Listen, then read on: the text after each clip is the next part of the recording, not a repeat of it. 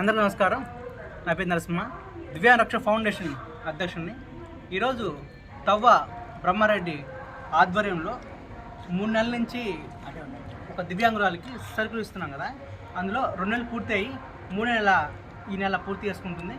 కాబట్టి ముందే ఇవాళ 15వ తారీఖు ఇవ్వాలి. కాకపోతే ఊళ్ళో లేకపోవడం వల్ల కొంచెం లేట్ అయింది.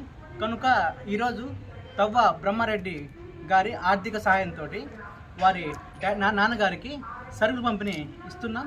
ఈ వీడియో తర్వాత సరుకులు ఏమి ఇస్తున్నామో మీరు చూస్తారు.